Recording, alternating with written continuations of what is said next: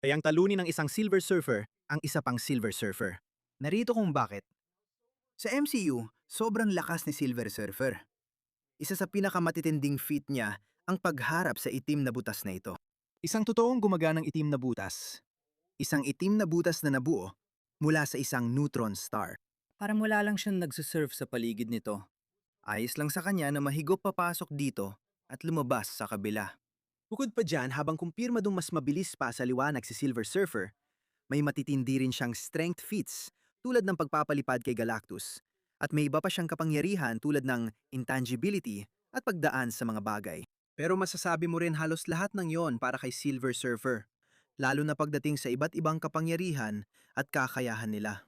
Kumpirmado rin na mas mabilis pa sa liwanag ang surfer na ito dahil kaya niyang lumipad sa buong kalawakan.